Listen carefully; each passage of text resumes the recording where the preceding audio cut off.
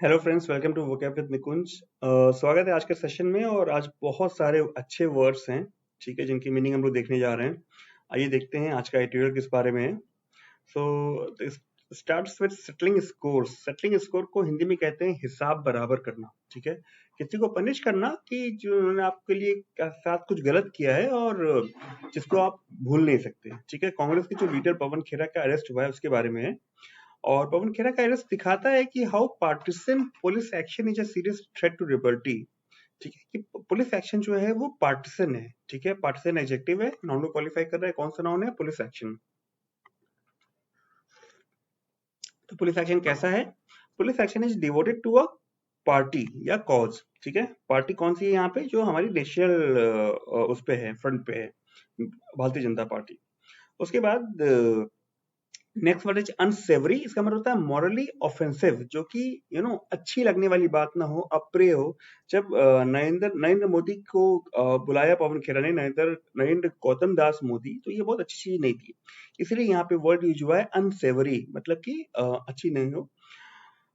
तो एलिजिटली उनका रिमार्क था। एलिजिटली मतलब ऐसी चीज जो कही गई है लेकिन प्रूव नहीं हुई है, ठीक है। कि कैसे रिमार्क से? अनसेवरी रिमार्क से। तो अनसेवरी है, वो प्रूव नहीं हुआ है, right. Next word is Cavalier. Cavalier का मतलब होता है नॉट केयरफुल, मतलब सावधान नहीं रहना, ठीक है। तो जो पवन खेरा के लॉयर्स थे, उन्होंने सुप्रीम कोर्ट से अपना उनका बेल तो इशू करा लिया, ठीक है। लेकिन ये एपिसोड हाईलाइट करता है कि बिना सावधानी के पावर की यूज करने से क्या होता है, ठीक है। क्या होता है? Arrest under political instruction. Political instruction के अंदर अरेस्ट करने से, बिना सावधानी के पावर का यूज करने से क्या होता है, ये बता रहा है ये, ठीक है।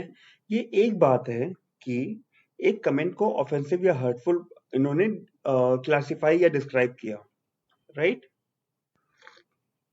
डिनाउंस हमारा अगला वर्ड है। इसका मतलब होता है क्लासिफाई और डिस्क्राइब एज डिसग्रेसफुल, ठीक है, अनुचित बताना, राइट। तो जो कमेंट था पवन खेरा का, इसको अनुचित बताना एक बात है, ठीक है, कि वो ऑफेंसिव है या हर्टफुल है। लेकिन ये अलग चीज है कि इसको ऐसे पढ़ा जाए कि जब उन्होंने इस कमेंट को कहा, उस समय ऐसा इन लोगों ने पढ़ा, आसाम की गवर्नमेंट ने पढ़ा कि वो ऐसी असर्शंस कर रहे थे किस चीज के खिलाफ? नेशनल इंटीग्रेशन, नेशनल यूनिटी के खिलाफ, ठीक है। असर्शन हमारा अगला वर्ड है, मतलब कि एक डिक्लेरेशन देना, कि कुछ भी डिक्लेरेशन देना, ठीक है। तो ये जब इन्होंने इस स्टेटमेंट को कहा, नरेंद्र मोदी के पिताजी के बारे में कुछ कहा, उसके बारे में इन्होंने ऐसे पढ़ा कि वो नेशनल यूनिटी के खिलाफ कुछ कह रहे हैं, ठीक है। और क्या कह रहे हैं? आउटरेजिंग रिलीजियस सेंटिमेंट्स, मतलब कि रिलीजियस जो सेंटिमेंट्स हैं उनको आउटरेज कर रहे हैं, राइट। कि जो रिलीजियस लोग हैं उनको बहुत ज्यादा शॉक लगा या ऐसा कुछ हुआ। तो और क्या है? और कॉजिंग एनमिटी इन सोसाइटी। तीन चीजें, ठीक है। देखिए, फिर से समझिए। इनका जो कमेंट आया था वो ऑफेंसिव या हर्टफुल कहना एक बात है, दूसरी बात में तीन बात इन्होंने कही है। assertions against national integration, outraging religious sentiments और causing enmity in society। Society में बहुत अच्छी भावना को नहीं फैलाना, ठीक है, दुश्मनी की भावना को फैलाना। It becomes egregious misuse of power.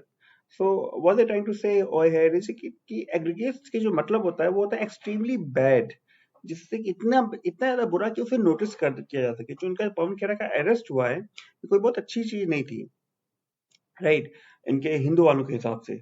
तो ये कह रहे हैं कि पुलिस के पावर का बहुत ही बुरा इस्तेमाल हुआ है, और वो भी बहुत ही डिस्टेंट स्टेट से, जो कि आसाम दिल्ली से बहुत दूर है। और आसाम पुलिस यहाँ तक पूरा सफर करके आई, किस लिए? एक अनवारंटेड अरेस्ट को करने के लिए, बेस्ड ऑन अ कंप्लेंट, किसी के कंप्लेंट के बेसिस पे, जो कि ऑफेंड हुआ है, ठीक है।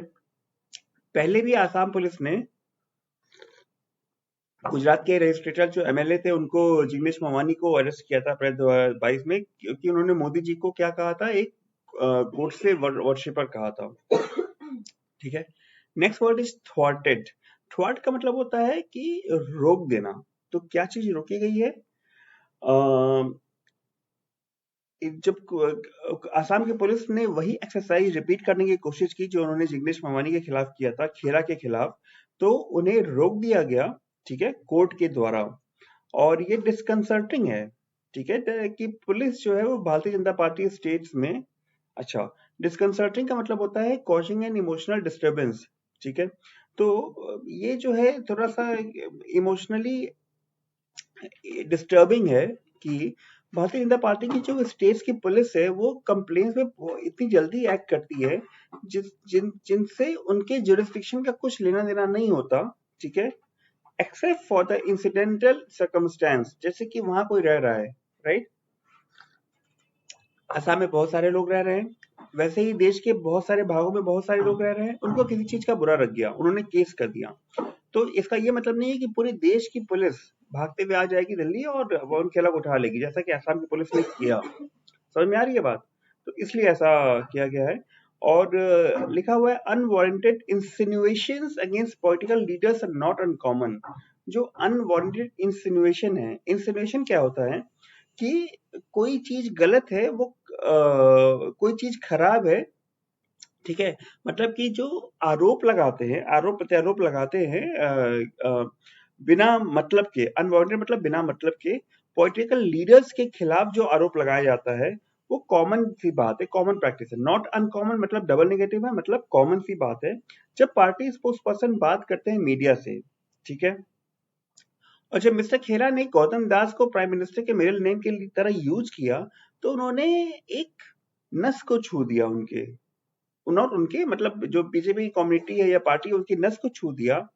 क्योंकि क्यों कह रहे हैं, ये एक फ्रेज है हिट अ नर्व, इसका मतलब होता है provoke a reaction by referring to a sensitive topic. अब देखिए जो फ्रेज है वो हिट अ नर्व है, लेकिन हिंदू वालों ने यूज किया टच अ रॉ नर्व, ठीक है, सेम मतलब होगा, ठीक है। तो अगर आपकी रीडिंग कॉम्पिटिशन में आ रहा है हिट अ नर्व, तो आप समझ लीजिए कि उसका मतलब है कि provoke a reaction by referring to a sensitive topic. एक किसी ऐसे टॉपिक को छुआ जा रहा है जो कि बहुत ही सेंसिटिव है, संवेदनशील है, और उससे जो रिएक्शन निकल के आ रहा है उसे कहेंगे हिट अ नर्व या provoke touch a raw nerve, ठीक है। तो मोदी के सपोर्टर्स को बहुत ज्यादा ये बात खराब लगी, राइट, उन्होंने रिएक्ट किया, जो कि जिन्होंने देखा in a slide reference to allegations about his proximity to industrialist Gautam Adani. क्या कहा था पवन खेरा जी ने? मोदी, गौतम, नरेंद्र गौतम दास मोदी, ठीक है, और गौतम उस समय, आजकल जो अदानी का चल रहा है, गौतम अदानी का, कि जो भी शेयर मार्केट में उलटफेर चल रहा है, तो उससे उसके रेफरेंस में जो बीजेपी के सपोर्टर्स हैं उन्होंने देखा, ठीक है, क्योंकि नरेंद्र मोदी को और गौतम अदानी को बहुत क्लोजली देखा भी जाता है, ठीक है। तो इस सेंस में उन्होंने लिया उसको कि वो उसका मजाक, पवन खेरा नरेंद्र मोदी का मजाक उड़ा रहे हैं, right. Next word is student. Student का मतलब होता है having a loud noise and unpleasant sound, किसी भी चीज का बहुत खराब कुछ आवाज आना, ठीक है। तो police often tend to register cases for strident and unsavory remarks। तो पुलिस जो है वो केस रजिस्टर करती है स्टूडेंट और अनसेवरी, अनसेवरी का मतलब देख चुके हैं, अनुचित, और स्टूडेंट मतलब कि कोई बहुत खराब, किसी के लिए कमेंट पास कर रहा है कोई, यहाँ पे ये सेंस निकल के आ रहा है, ठीक है। अगेंस्ट दोज इन पावर, जो लोग पावर में हैं उनके खिलाफ कोई कमेंट पास करता है तो उसके खिलाफ वो जल्दी एक्शन लेते हैं, ठीक है। Police tend to register case register कर लेती है। लेकिन however the need to arrest someone in such cases is questionable, कि किसी को कमेंट करने के लिए अरेस्ट किया जाए, ये क्वेश्चनेबल है, ये सवाल करने लायक है, ठीक है। इन मोस्ट इंस्टेंसेस, बहुत सारे एग्जांपल्स में, जैसा कि मिस्टर खेरा का भी केस है, ये जो कमेंट्स है वो seldom amount to serious offences, कि बहुत ही कम ऐसे कमेंट्स जो हैं वो सीरियस ऑफेंसेस के बराबर होते हैं, ठीक है। मेंशन इन द एफआईआर, जो कि एफआईआर में मेंशन होता है, राइट। तो ये कहने का ये मतलब है इस सेंटेंस का कि एफआईआर में जो सीरियस ऑफेंसेस मेंशन होते हैं, इतनी सीरियसली मेंशन किया जाता है, उतनी सीरियस होते नहीं है, सेल्डम ही होते हैं, बहुत कम ही होते हैं उतने सीरियस जैसे कमेंट्स ये होते हैं, ठीक है। एंड द लास्ट नहीं, then the next word is playbook. Playbook का मतलब होता है स्ट्रेटजी, जो पॉलिटिकल कैंपेन की स्ट्रेटजी होती है वो होती है प्लेबुक। यहाँ पे कैसी स्ट्रेटजी की बात हो रही है? Multiple FIRs in different jurisdictions and attempts to arrest those involved are part of a playbook common to rulers in many states। कि एक पॉलिटिकल कैंपेन होता है,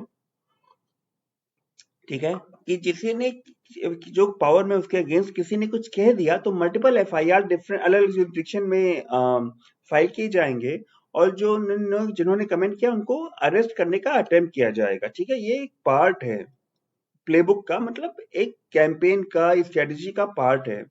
ठीक है, then the word next word is floating. Floating का मतलब होता है इंटेंशनली नॉट ओबे, ओबे नहीं करना।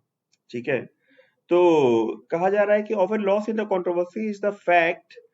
कभी कई बार जो है कंट्रोवर्सी में ये बात भूल जाई जाती है कि जो अरेस्ट ऑन चार्जेस हैं, जो कि 7 साल से कम effecting arrest on charges that attract less than 7 years which an amount to of flouting of the norms of arrest, कि जो चार्जेस हैं अरेस्ट करने के, ठीक है, वो 7 साल से कम की सजा अट्रैक्ट करते हैं। वो क्या होता है, वो फ्लाउटिंग ऑफ द जो अरेस्ट के नॉर्म्स है उनको फ्लाउट करता है, मतलब उसको वायलेट करता है। ठीक है, and the last word is हॉलिंग up. Hall up का मतलब होता है कि किसी को अपने साथ ले जाना ताकि उसको पनिश किया जा सके। ठीक है, एग्रीगेशन का मतलब हम पहले भी देख चुके हैं ऊपर, बहुत बुरा। तो ऐसे बुरे जो वायलेशंस हैं वो होते रहेंगे जब तक कि जो कोड्स ऑफ लॉ हैं वो लिमिट ना कर दे जो लोग अरेस्ट होने वाले हैं उनके प्रोटेक्शन को या उनके बेल को या क्लबिंग ऑफ एफआईआर्स को। ठीक है, और instead of hauling up the police officers and bureaucrats और involve with the partisan action. एक मिनट,